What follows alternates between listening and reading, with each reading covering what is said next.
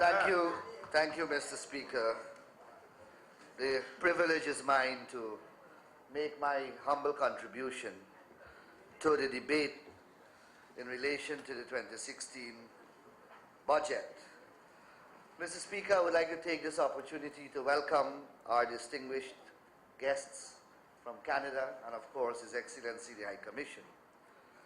And like you, sir, I hope that their stay here would be memorable. I also would like to extend a warm welcome to a full gallery of students from President's College, sir, who are with us today. And, sir, I also would like to take this opportunity to convey, sir, our deepest sympathy to three Amerindian brothers who have, I understand, have just been killed in a horrific accident in the Rupununi. They have, sir, our deepest sympathy.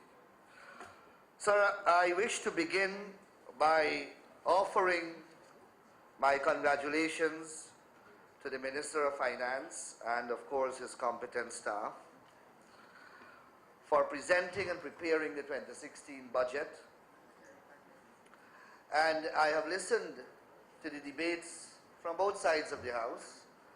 I have listened to the almost utopian outpourings which have emanated from the government side in relation to the absolute perfection with which this budget is blessed. And I've listened to the realistic and pragmatic arguments coming from this side of the House.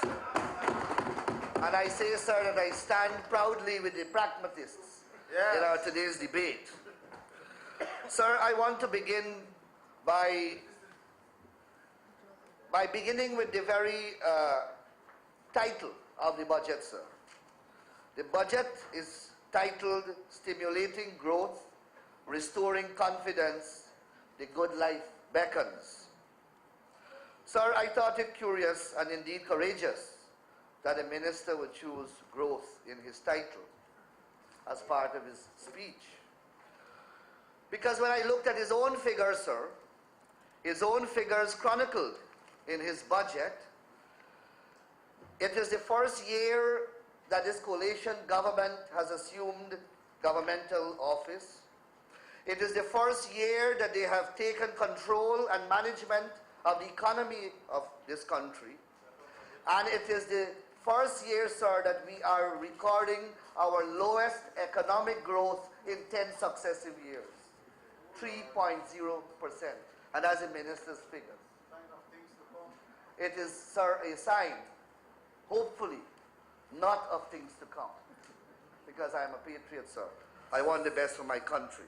So I hope, sir, that in future the minister will have a better performance to report in his next budget. Sir, but even the 3% growth rate that is reported in the budget for the year 2015, many persons out there have a difficulty in accepting. And, sir, while we may generate using macroeconomic mechanisms and using the Bureau of Statistics and the Central Bank to generate figures which establish growth rate, the real barometer for me, sir, is the views of the people out there who live in the economy, and their views, sir, are what, to me, are important. And I spoke with, sir, a wide cross-section of Guyanese. I spoke, sir, with the market vendor. I spoke with the professional. I spoke with the public servant. I spoke with the horse cart man. I spoke with the taxi driver. I spoke with the lawyer.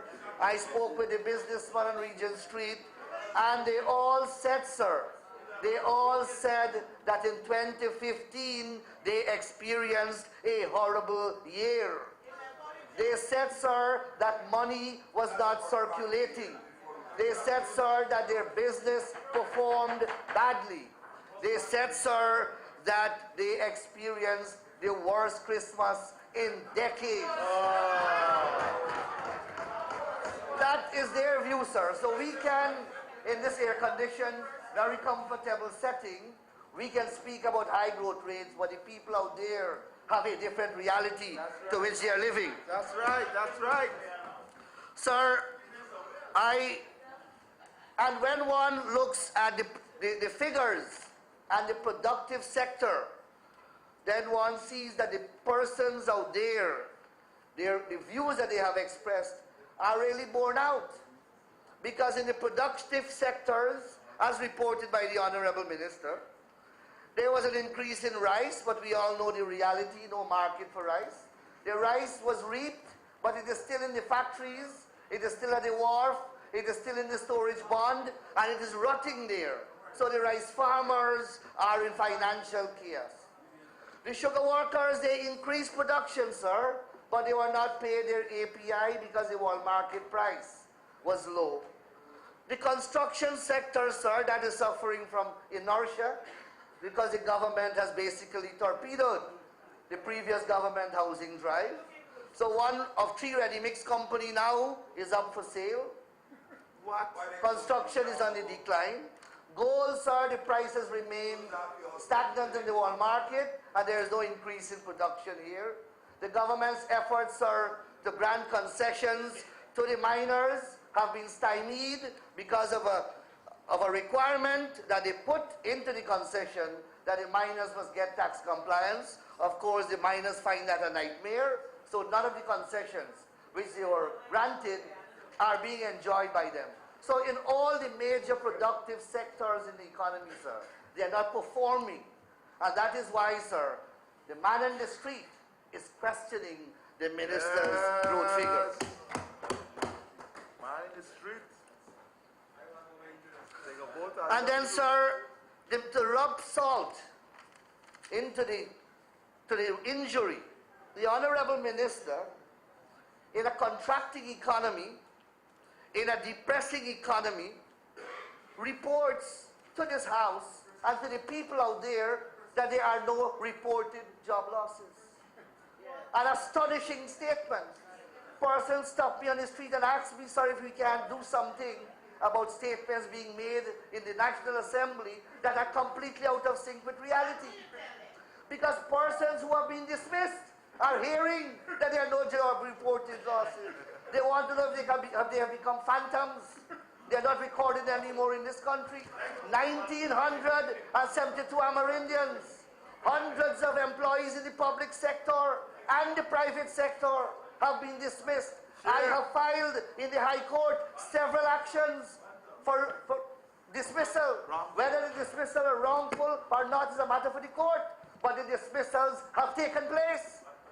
And the minister is saying, no reported job loss. Oh, so people out there are questioning the minister's figures, and that's not a healthy thing, sir.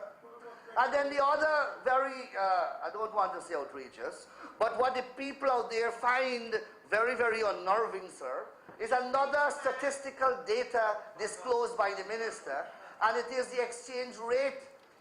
The minister reported in his budget that the Guyana dollar, the US dollar is changing at 206.5 cents with the US dollars, 206 Guyana dollars or 50 cents to the US dollars.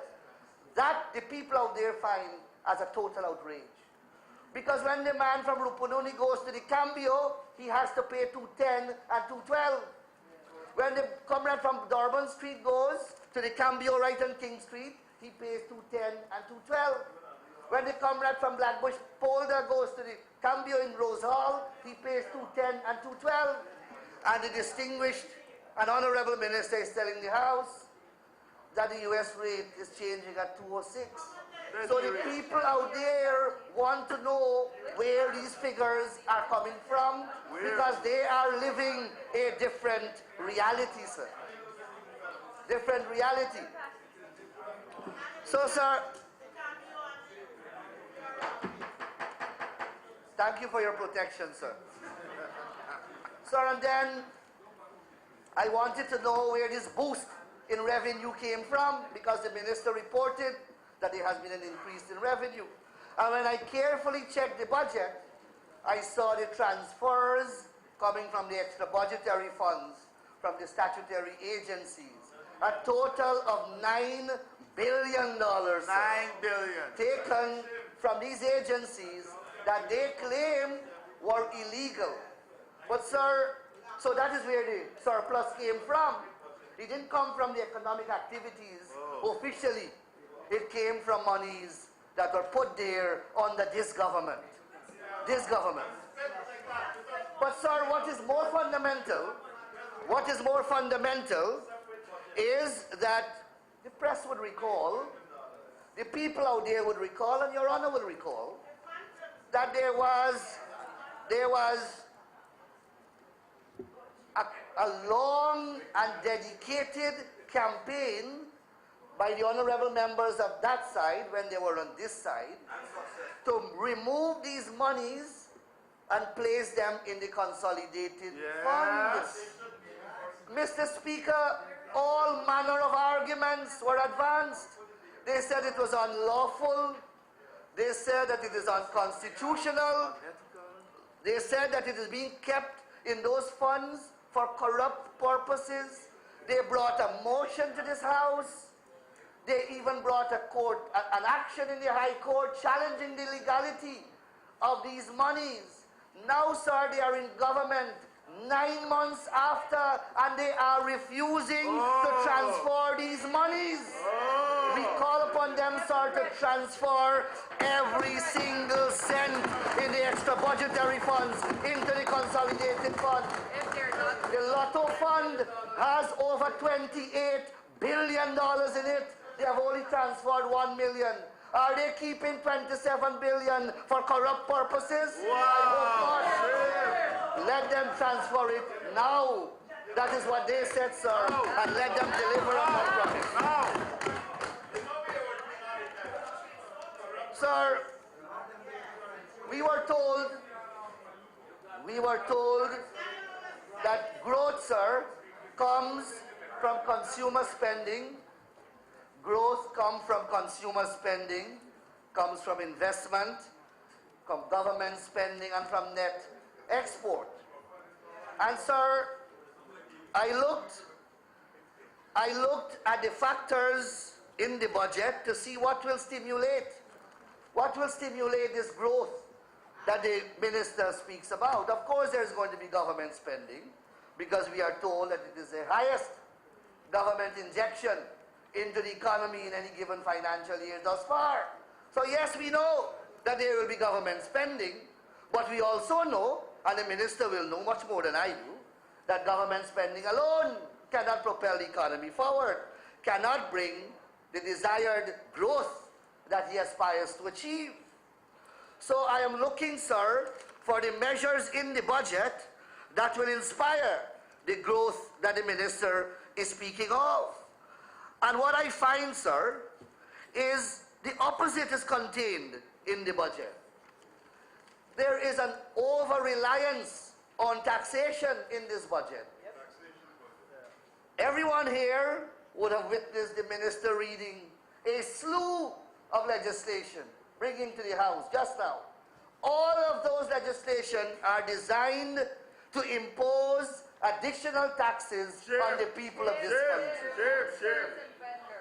Sir, from 2008, as the Honorable Gail Teixeira reminded us yesterday, from 2008 to 2014, our last budget, no additional taxes by this government, our government. Not a single one. In fact, every year we designed different measures to reduce tax burden. Here you have a slew of measures that are designed to increase taxation burdens and then to widen it. The net is so wide, sir, it captures from man to mule.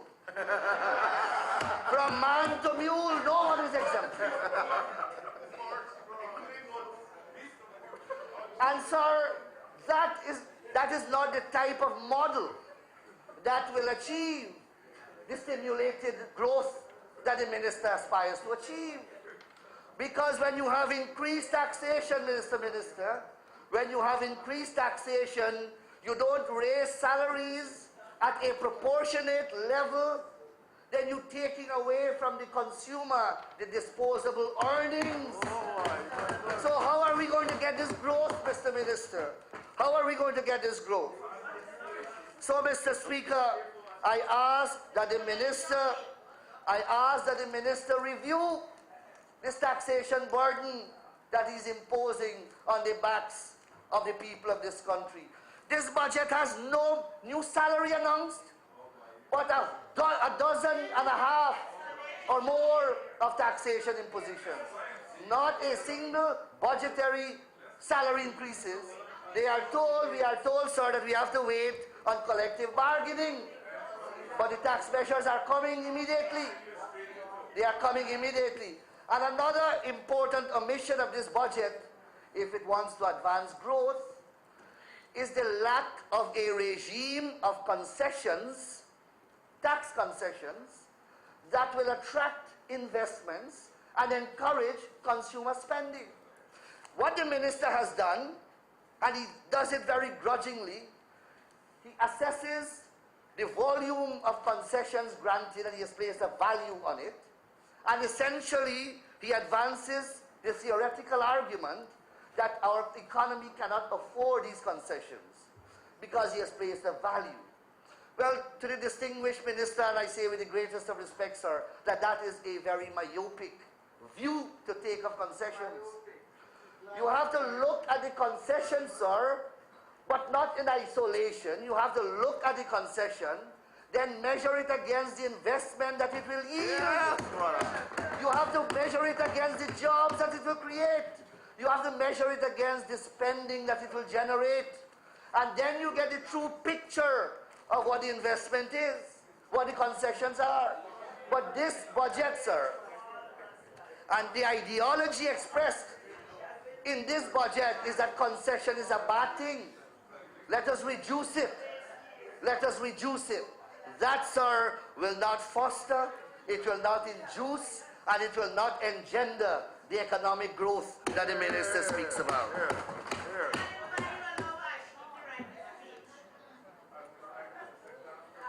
And then, Mr. Speaker, the minister said that he wants, and it's a good measure, at least good intention, he says that he will incorporate a new set of procedures which are intended to make business easier, to remove red tapes, to overcome bureaucratic hurdles, and, sir, to reduce corruption and advance efficiency. Very high idealistic principles. I wish him all the best.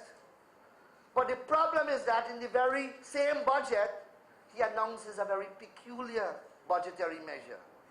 He says that before you can get a public license in this country, you have the applicant must satisfy the agency to which he is applying, one, that all his tax returns are in order, two, that he has paid all his taxes, or that he has an arrangement to pay off all his taxes. Mr. Speaker, that will lead to a bureaucratic nightmare, and that will be a breeding ground for corruption. First of all, the minister, when he imposes that new measure, and it is being imposed, he doesn't speak about the institutional building of the capacity of GRA to deal with the traffic of applications that it will receive when the new measure is imposed. The GRA is the same organization, nothing to improve it, human resources otherwise.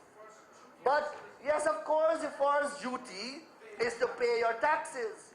But you also, at the same time, have to increase the state's ability to collect the taxes. That's the point. That's what I'm saying. That's the point. So, sir, when the first wave of applicants, when the mule cart driver goes there for his license, the minibus driver goes there for his license, the grocer goes there for his license, The shopkeeper goes there for his license, and then they are all told that they have to now go and get a tax return in order. They have to pay off their back taxes. Mr. Speaker, can you imagine the confusion that will take place? And Mr. Speaker, significantly, sir, significantly, there are some legal implications as well with these licenses. Now, there is something fundamentally and conceptually wrong with using one set of legislation as an enforcement mechanism to enforce obligations under another set of legislation. I will deal with that just now. There is something fundamentally wrong with that. Fundamentally wrong. If there are violations of the Tax Act, if there are violations of the Income Tax Act, if there are violations of the Corporate Tax Act, then these pieces of legislation have their enforcement mechanisms.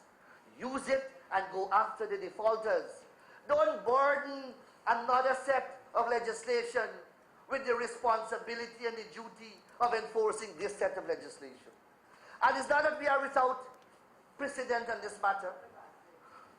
Mr. Speaker, in 2003, we amended our Constitution and we made as a fundamental right the right to work. Article 149 of our Constitution now reads, "No person shall be hindered in the enjoyment of his or her right to work, that is to say, the right to free choice of employment," unquote. No person shall be hindered in his right to work. No conditions are attached to this. Now, when the minibus driver goes to renew his license, and that is his work, and then he's told that he has to obey and not satisfy another set of conditions, sir, you may be in a collision course with the Constitution of the country. And as I said, we are not without precedent. And I implore my honorable friend, Mr. Ramjatan, to listen to me. A few years ago, sir, we implement a similar measure here in relation to professionals. We amended the Tax Act to say that professionals, before they get their tax practice certificate, they must file updated tax returns. Not that they must pay their taxes, not that they must enter into an arrangement to pay, but they must at least file their tax record. Mr. Ramjatan went into the witness box in the court, honorable member. Legal proceedings were filed by the doctor, by the accountant, by the lawyer, by the engineer, through their respective associations. After 14 years, that matter is still ongoing. Mr. Ramjatan went onto the witness box. Honorable member. Honorable member, let us not try to allow ourselves to be. Yes, no. It's because the honorable member is speaking. Undoubtingly, and the honorable member himself went into the witness box to depose how unlawful it was for us to protest. Integrity in public office is important, sir. I'll move on. Sir, so I am asking, sir. What? On the what? Dr. Watson, could I please correct what? Because it would appear. Please. It is misleading this House as to two matters. The matter is sub judice, and he's raising it here to begin with. And secondly, he's misleading the House. The taxes were increased from 10,000, as you know, Your Honor, to 250, and the constitutional motion that I brought was oppressive. The tax practice certificate. So please, let him get it right. Yes. Sir. Honorable member, Mr. Nandlall.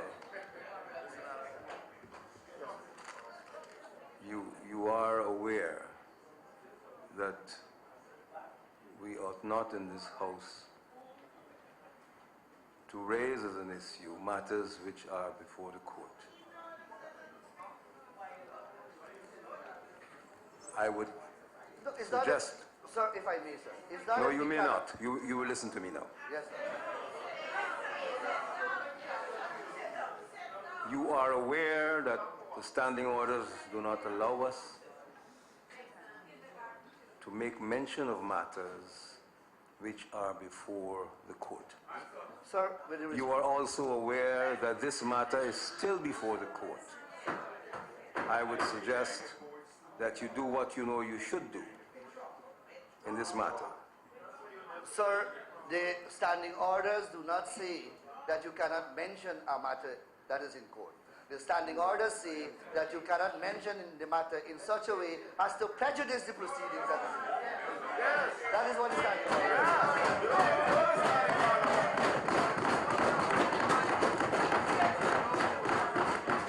Hold on to the argument. says. That is what the standing order says. Honorable member, I shall read the standing orders to you. So do I sit or do I stand, sir? Who can sit down? Honorable member, you may sit. Sit, thank you. Reference, and it will be helpful to all other honorable members. Reference shall not be made to any matter which is sub judice in such a way as might, and I would emphasize the words following, in the opinion of the chair, prejudice the interest of parties thereto.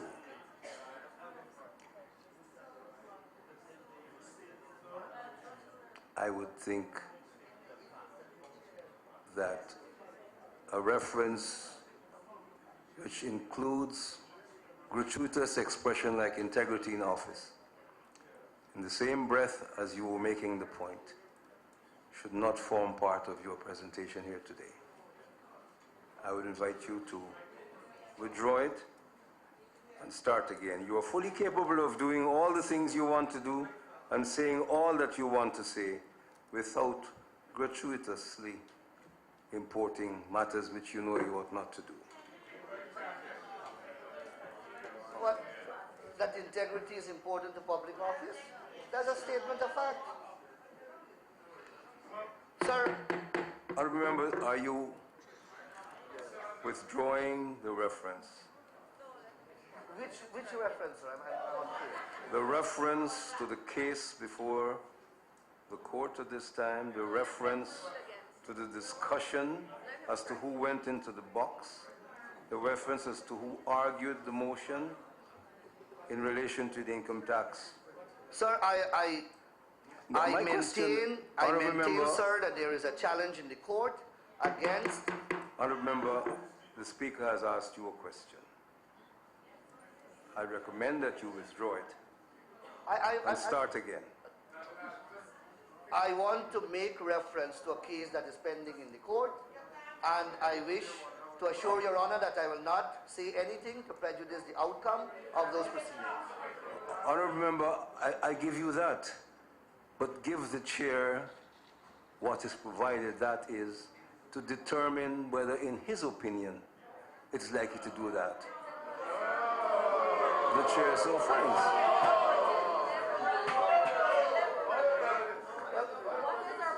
Can I make the statement then, sir, and then you will judge?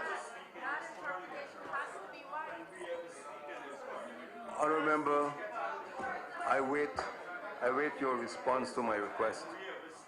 I want to say, sir, I want to say that there are proceedings pending which challenges the legality of a provision in the Tax Act which requires persons who are to obtain a tax practice certificate to first file their returns. There is such a proceedings pending in the court. Honorable Member, am I to take it that you withdraw the references to a particular honorable member in here? Yes, of course, yes. Well, yes. then you should tell us that. No, I wanted to know what you want me to withdraw, sir. Honorable member, honorable member, honorable member, I'm waiting for the withdrawal, and then you may proceed. I withdraw the statement to in which I mentioned Mr. Ramchatan's name, the honorable member. I accept that, honorable member. You may proceed. Yes. So, sir, I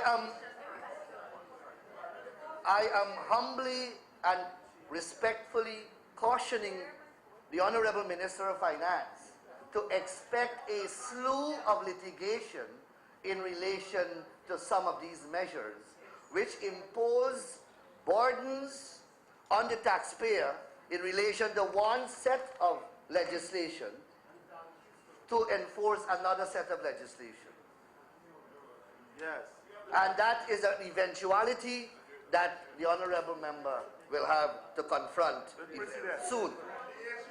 The President. Sir, the other issue of growth, because that is the title of the budget, stimulating growth, sir.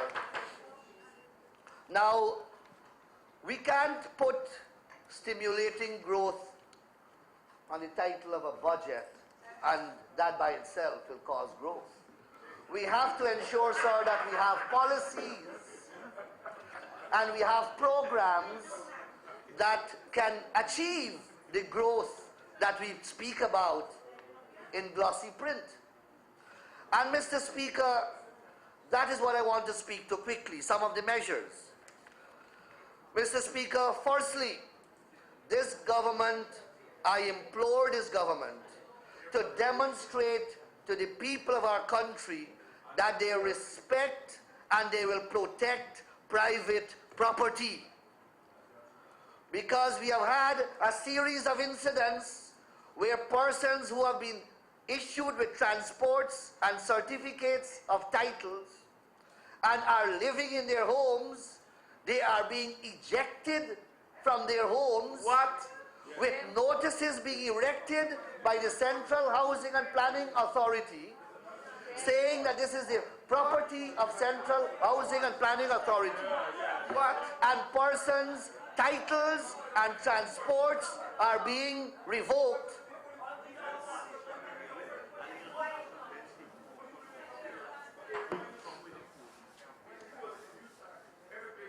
Mr. Speaker, on a point of order, standing order 48.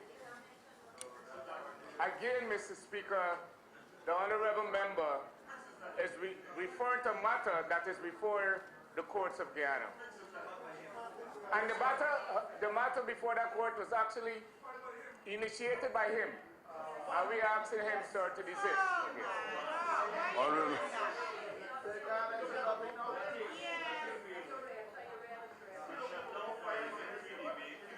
Continue, man.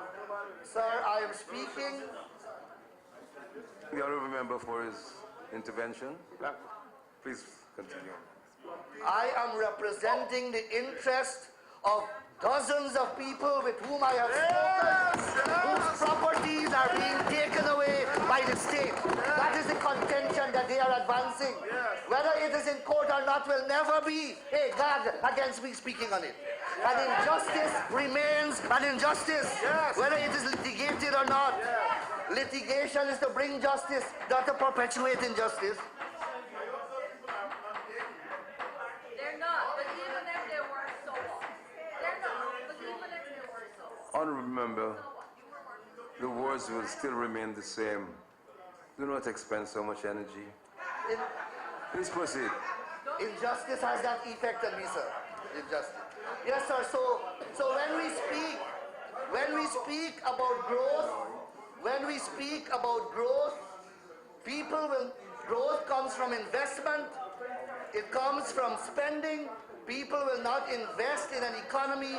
They will not spend in an economy, and there will not be growth in an economy where private property is not protected.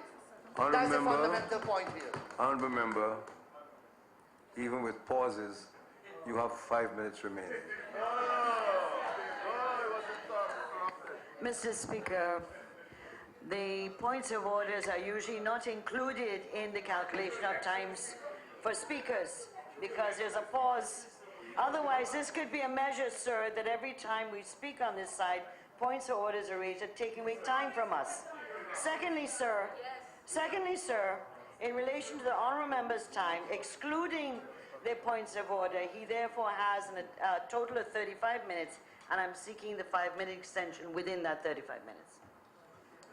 Honourable Member, I thank you for your intervention. Honourable Member, you will speak for a total of 35 minutes. There's one point to be clarified. We have here, the Speaker has observed the practice that he observed yesterday and that he's observed in every debate here. When matters are prolonged,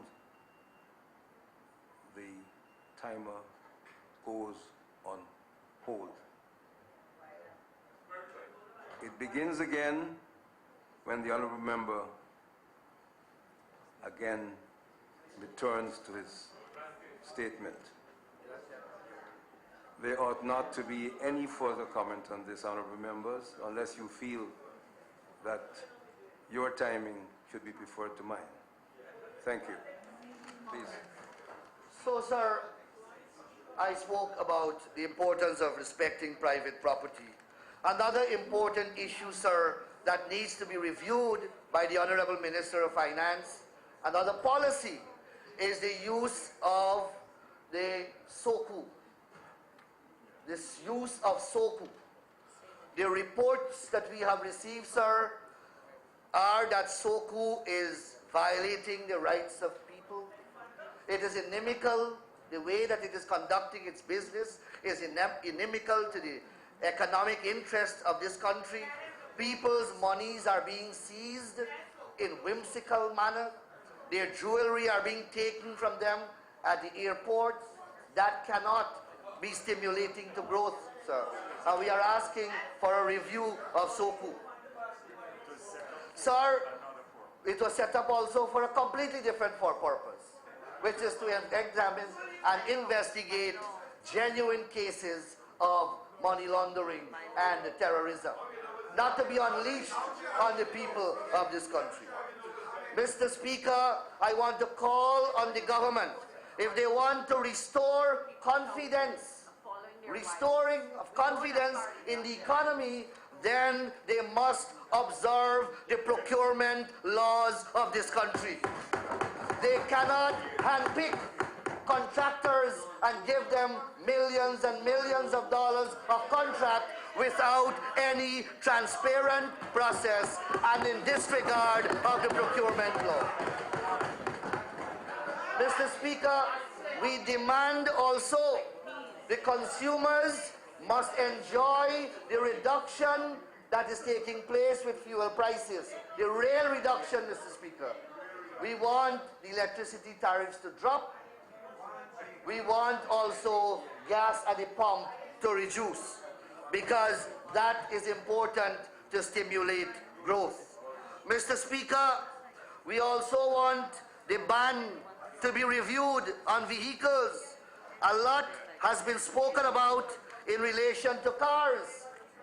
One car and the auto dealers have spoken. Don't bother with me. Don't bother with us. The auto dealers have issued a statement. And they have said that the cars will go up by nearly $2 million. Beyond the reach, beyond the Auto Dealers Association, the umbrella body, it will go beyond the reach of the ordinary consumer. But that's not who I'm worried about. I'm worried, sir, because the budget speaks about growth. I'm worried about the productive sector, the agricultural equipment, the construction equipment, and I have here, sir, a list of prices of trucks and motor lorries and capital equipment that are now being imported that are 15 years old, and I want to give the likely price that it will be if the new ban is imposed and the importers are forced to bring in vehicles that are 8 years and under. Honourable Member, you have 5 minutes more. Yes, sir. A Bedford axle single axle truck now is 6 million. It will become 18 million. A double axle truck, 9 million. It will be 27 million. A hauler, that's a truck that pulls a container. Double axle is now 7 million. It will be 20 million. A Caterpillar excavator 312 is now 12 million. It will be 24 million. A 320 excavator is 15 million. It will be 36 million. A grader is now 28 million. It will be 68 million. And I have a whole list. It will be construction will stagnate in this country. And sir, and only special interests are going to benefit. Not the ordinary contractors out there. The special ones like the bees, they are going to benefit. The bees. Right? So sir, I want to move quickly, sir. I want to move quickly, sir, to the legal sector. My learned friend, the Attorney General, sir, the Honorable Attorney General, who is scheduled to speak after me, will have to report on a number of things, sir. He will speak about the opening of the land registry, commercial registry, on Avenue of the Republic. And I hope that he will say, sir, that is a PPP government project. He will speak, sir, about the construction going on in the Georgetown High Court compound, where a building is being erected to house 2 land court judges and registry, and I hope that he will say that is a PPP project. Construction will soon begin at Sparendam to erect an edifice that will house 2 magistrates' court and chambers for the magistrate. I hope that he will say that is a PPP project. He will open this year the family court, and I hope that he will recognize that is a PPP project. He will also, Remember, you have 3 minutes remaining. Sir. He will also open the letter magistrate court, sir, later this month, and I hope that he will say that is a PPP project. He will announce the establishment of a new office of the Director of Public Prosecutions in Berbice, and I hope that he will say that is a PPP project. Because other than that, sir, he has nothing else to say. I have read the budget, and there is nothing there, sir, from the legal sector. Sir, so as I wrap up, sir, I looked at the entire estimates, and I was wondering where the growth will come from. And then I stumbled, sir, on the list of expenditures. I stumbled on the item dietary. And I found, sir, that in 2014, the government spent $3.6 billion in dietary. And in 2016, we are budgeting $4.8 billion in dietary. An increase of $1.2 billion on dietary. So, sir, we will have growth. We will have growth, but it will not be economic growth. It will not be economic growth. I thank you very much, sir.